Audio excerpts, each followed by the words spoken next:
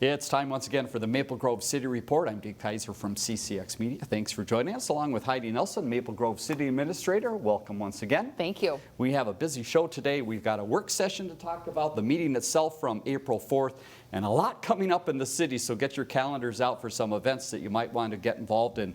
Let's begin with the work session ahead of the meeting. Two topics that were discussed. The first is noise walls. Where and what was the discussion? Yeah, so we're working on kind of the final pieces of our design and environmental review for the 610 completion project. So that involves kind of the completion of those interchanges at 610-94, as well as that extension out to County Road 30. As part of this is a federal process. Anytime you're working along federal highway, you got to take a look at the noise impacts of that project. And so that's part of the environmental review process. And so looking at those walls, there was walls that we're looking to add along kind of the main highway corridor. Those really those only receptors along there are the trails. Okay. And then there's a few areas along where 610 will connect. It's Rush Creek Boulevard will be the name of that local street there as you go west, connecting into County Road 30, and those abut some residential areas. So kind of the direction of the council was to not proceed with the walls along the trail areas, but those areas where they abut those residential areas, those homeowners as well as the homeowner associations will have some votes there. There's a very pretty technical process about how you vote on those noise walls.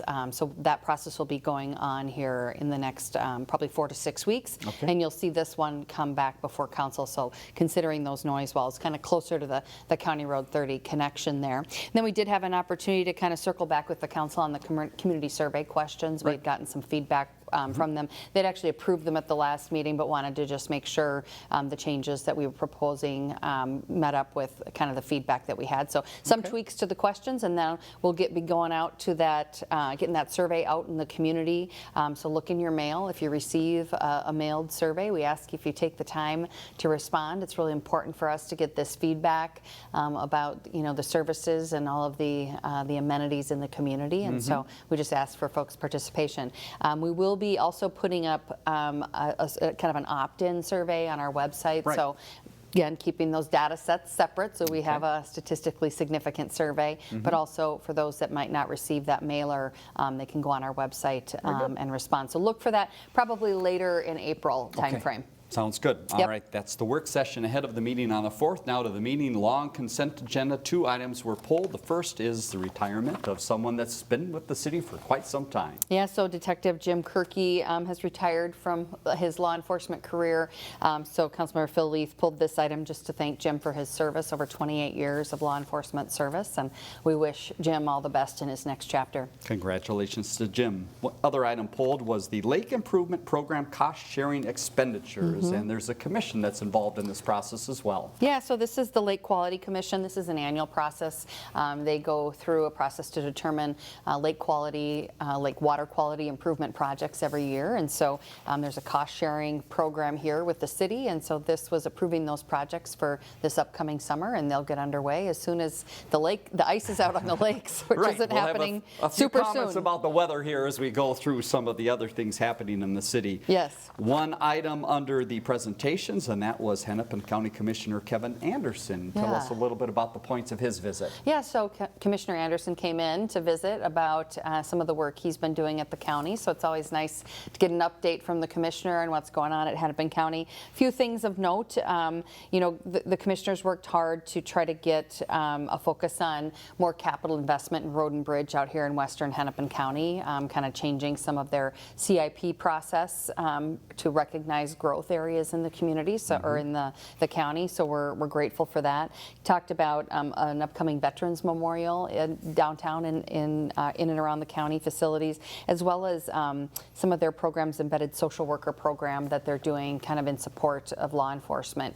So we're going to be taking a look at some of those programs coming up here for 23, and so good to have an update about what's happening at Hennepin County. Very nice. Next. Very nice item here as well. This was a swearing in of a paid on-call firefighter, and the family was there as well. Yeah. So we had sworn in, I think, 8 firefighters, paid on-call firefighters, maybe a month ago or so, and so this was kind of the last one in this group coming through here. So Brandon Schuneman was sworn in as a paid on-call firefighter. He's also full-time in St. Paul, so kind of a two-hatter guy. But this was great. Yes, having his family in and his kids were so excited to kind of come up there and be part of the pictures afterwards. So congratulations to Brandon, and we're grateful he's joined the team. Very good. One other formal event happening at the meeting on the 4th. This is the oath of office for the City Prosecutor. Yeah. And a little explanation here. This is a change for the city. Yeah, this is a new change that was approved in the 2022 budget, is to bring prosecution services in-house. We've long had a contract prosecutor and had many discussions, probably over the last 3 to 4 years, about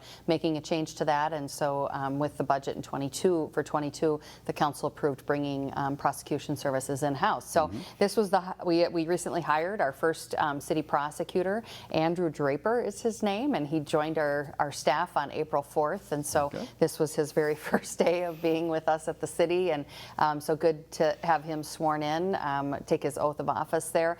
Also, many of his family were there to support him. Nice. He's a Minnesota native, but has went to law school in Florida and primarily practiced in the state of Florida, being in prosecuting roles with county and state court systems, as well as defense attorneys. So a lot of experience in the public ranks down there, but Minnesota native, and was ready to come back home. So had worked real hard to go through the Minnesota bar, pass the Minnesota bar last January, and has been in pursuit of this opportunity to come back to Minnesota. So we're real grateful to have Andrew on our team, and now we have about 2.5 more positions to hire to support the prosecution department.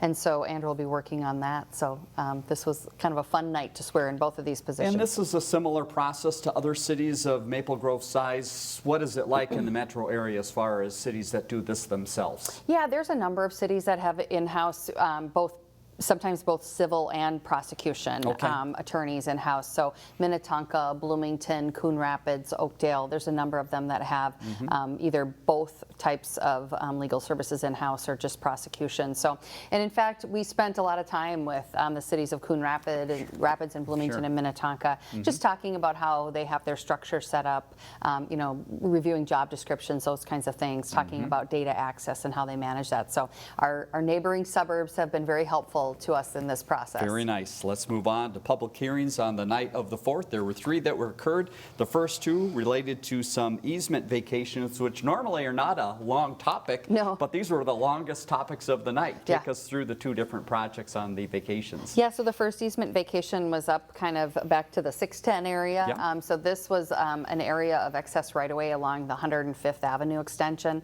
So back when the connection project, or the initial project was completed, to connect over 105th, replacing that bridge there up 105th. The connection road down to 101st. There's a little bit of right-of-way excess on kind of the north and west side of that. And if you recall, the Evanswood subdivision will be just to the west of that. And so this extra piece of right-of-way then was vacated in order for that to just be joined into that development land.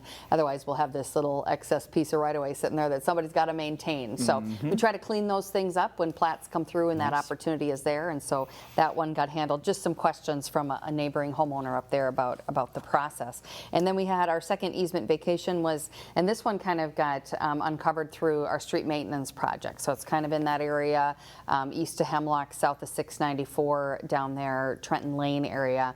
Was kind of an old gravel road that extended back through this area, and now will be vacated, and then we created a cul-de-sac down there for turnaround and some access. So that one got cleaned up, and then that'll be dealt with when we go through with our street maintenance project as well. Now to community and economic development, a few items to touch on here. The first is Birchview Road North variance, and this has to do with some lakeshore property and a deck. Yeah, so this one, Cedar Island Lake, this is again one of those homes that was built prior to the days where we had the 75-foot shoreland setback.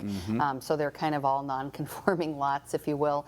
These folks folks were looking to kind of take a portion of their deck, build a screen porch, and then extend the deck, which encroaches into that 75-foot, but they're kind of already in the 75-foot. They did have an existing patio underneath that really this improvement won't go beyond the existing patio, the plane of that existing patio. So we've been dealing with a number of these as these homes age, and we see people wanting to reinvest, which is a wonderful thing, reinvesting in their homes here in Maple Grove. We've been working through some of these variance issues where we have kind of that anomaly about the shoreline setback in terms of when the house was platted and built. So that one did get approved. Moving ahead to some items that are coming up for Community and Economic Development. Planning Commission on the 11th. That meeting is canceled. They will have a meeting coming up on the 25th. We'll get there in a second. But first, a work session in between. What's coming up on the 18th? What are some of the topics? Yeah, the council will be meeting early in the evening about kind of the goals established. And I'll talk about that in a little bit around rental housing. We're going to be taking a look at some of those policies and our licensing program. So little discussion on that. And then about 6:15 or so, the Planning Commission and the Park Board are invited to join the council. We're going to be reviewing the Territorial Road Master Plan. So that's kind of that area north of County Road 81 between Fernbrook and then kind of the edge of Maple Grove getting into Dayton. A lot of, it's been an interesting process because there's a lot of historical pieces up in that area with Territorial Road, and there's an old cemetery up there and the kind of the first schoolhouse, those kinds of things. So a lot of attention being paid to the historical aspects of there, and there'll be a park in that area as well, and we know there's a lot of residential development interest. So we'll take a look at that with those three bodies and get some feedback, and then we'll see that eventually come back to the council for approval. On the 25th of April, the Planning Commission will meet the Edison Apartments project. That's an apartment project up kind of just north of we call it the Tri-Care area, north of BioLife, up kind of behind Menards, just south of 610. That will come back, and then we'll also have a PUD amendment for Homestead Corner. So some folks might not know that name, but that's kind of the little strip mall there along at the corner of Weaver Lake Road and Elm Creek Boulevard where JC's is. They have some new ownership, and they're looking to do kind of a facade improvement to that mall, and so grateful to have that reinvestment there in that building and working through that with the tenants. So we'll see that come forward. And here's another date for your calendar. It is April 28th. This is the Community Forum on a Race, and this is going to be in person and virtual as well. A couple options here. Tell us about that event. Yeah, so Thursday, April 28th at 6:30 p.m. The free, I think it's just free online event. And okay, just online, that's right. Yeah, registration is open on Eventbrite. So the registration flyer is out there. You can register online because you will get a link then to join that.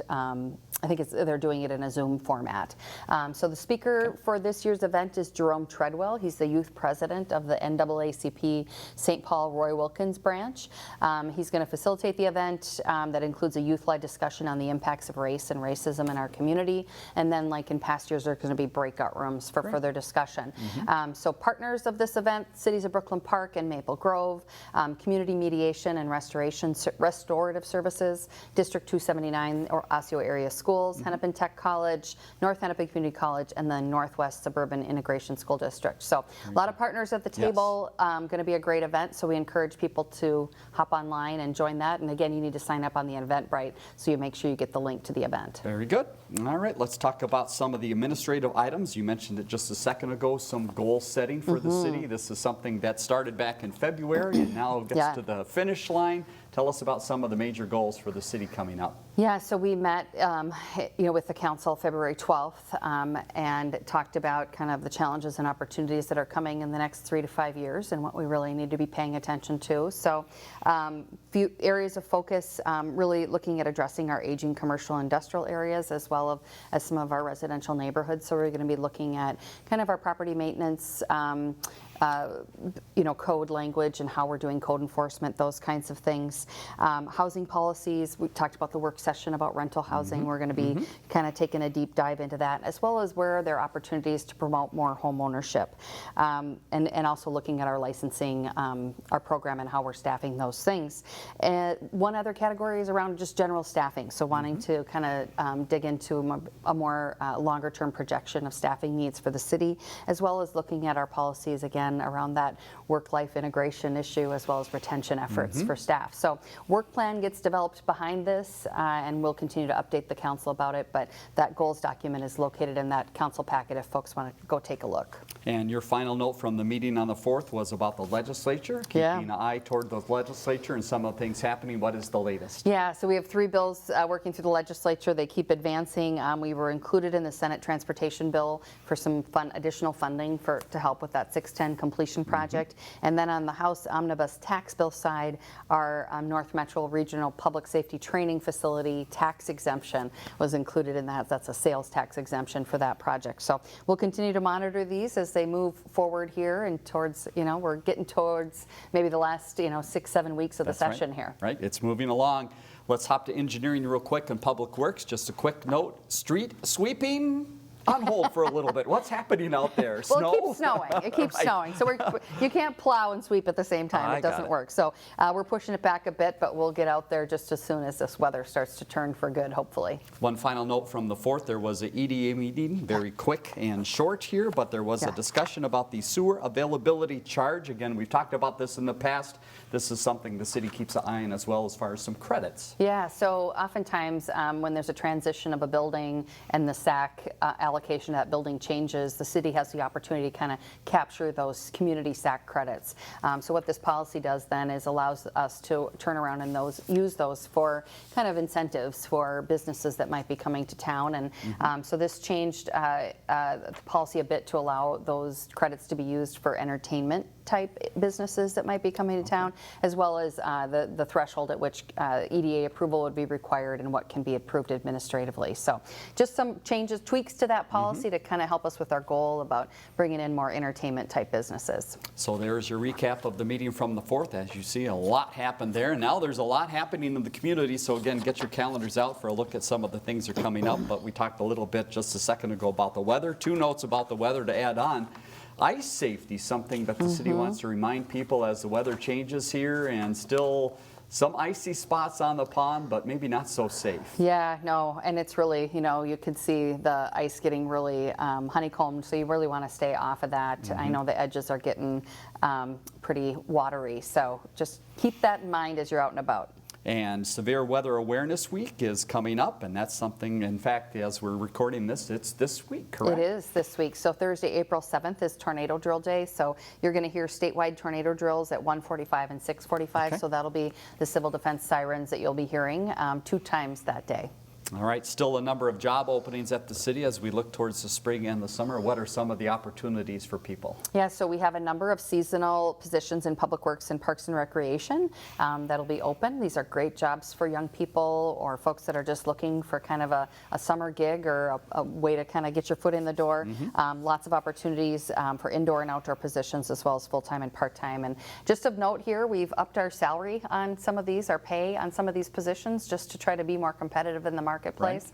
So if you go take a look and see how they stack up to other jobs that might be available to you. Sounds good. City's website, place to go for that information, maplegrovemn.gov. We'll give you that again later on in the program.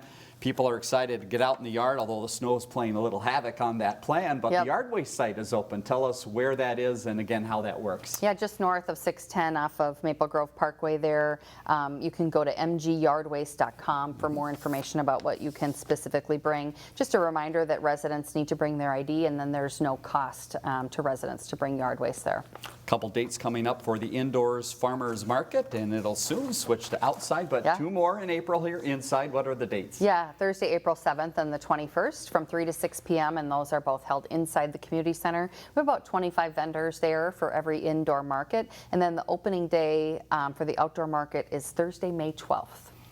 Ice rink is going to be busy coming up here with some skaters. Many skaters that have been busy practicing. What's the big event? Yeah, so the Maple Grove Skating School is having its annual ice skating show on Saturday, April 16th. 2 shows, one at 1 p.m., one at 6 p.m. Over 100 skaters will be participating in that. This is a very large skating school. We're so happy to have them here. So you can purchase tickets in advance or at the door at the community center that day. And hope you can get there in person, but if you don't, for some reason, CCX Media will be there to record it as well. Very so we'll good. get the skaters documented for history here. Yes. Something else coming up, maybe you like quilting. Well, here's a show coming up. When and where is this show? Yeah, so the Maple Grove Quilters Group is hosting a quilt show at the community center. Items will be on display from traditional to contemporary quilts. The dates are Friday, April 29th from 10 to 7, and then Saturday, April 30th from 9 to 4. So even if you're not a quilter, these are amazing works of art, and so you might want to be interested and come on out and check that out. All right, we filled up your April. Now let's fill up your May here. And the first one is to get some exercise. Yeah. The Step to It Challenge is upon us once again. What is that great event? Yeah, so this is a program through Hennepin County, the Hennepin County Step to It Challenge. This is a free 4-week activity, runs from May 1 through the 28th. It's designed to get us up and moving, especially after this long winter that seems to not be quitting. You can participate as an individual or compete with friends and family to see who's the most active. You sign up on steptoit.org. Another date to put on your calendar is May 7th. This is a great annual event. Yeah. What is this event? Yeah, so this is Maple Grove Friends of the Angel, and it invites you to participate at their 12th annual Walk to Remember. This is held on Saturday, May 7th, and this is, of course, up at the Arboretum where the Angel of Hope, kind of kicking it off there. The event is a time to remember loved ones and kicks off with a program at 10 a.m. followed by the walk, and you can get more details at friendsoftheangel.org. And after you participate in the walk later on in the day, how about head over for some Arbor Day activities? Big day on May 7th. What's happening at the Arbor Day event? Yeah, so the Maple Grove Arbor Committee is holding their festivities Saturday, May 7th from noon to 3 at the community center. They have kind of returning to the Arbor Day celebrations of past. So the U of M Raptor Center show will be there, the Reptile and Amphibian Zoo, Tree and Garden Advice, Buckthorn and Emerald Ash Borer information, kids activities, and prize giveaways. And that's a free event at the community center on May 7th. Here's a couple neat ways to get involved in the city and maybe get your green thumb out there a little bit. We've got some volunteer opportunities to help green up and clean up. Yes. What can we help with? Parks Cleanup Day. Volunteers are needed on Tuesday, May 10th from 4 to 8 p.m. at various parks in Maple Grove. Sign up as an individual or a group. We're looking for folks to do weeding, mulching, planting, trash pickup, raking, and more. And then boulevard planting, the ever popular boulevard planting, which really pretties up Maple Grove. So volunteers are needed on Thursday, May 19th and Saturday, May 21st from 9 to 1 to help plant the flower beds along Weaver Lake Road and Elm Creek Boulevard. All the necessary supplies and guidance are provided by park staff. And you just can call 494-6512 or check out our website for information. Great. One final note to pass along, and this really gets us thinking ahead to Maple Grove Days is what we're thinking about here. But the Ambassador program kicks into action a little earlier. What are they looking to do? Yeah, so they're looking for their candidates for this year, young women ages 17 to 21 who work or go to school or graduated from Maple Grove or Osseo Senior High are invited to apply by May 1st. You can get program details at maplegroveambassadors.com. All right. We'll take a breath now after all of that information. Heidi, thanks so much again for joining us. You're welcome. And for keeping us up to date on the city. Let's leave you with the website information. Again, a lot of items there to take a look at and things to sign up for. maplegrovemn.gov. Next meeting on the 18th, as you see, on Monday, 7:30 at the Government Center. Phone number 494-6000. Questions or comments or things you might need to know from the city. For Heidi Nelson, I'm Dave Kaiser. Thanks for joining us on the Maple Grove City Report.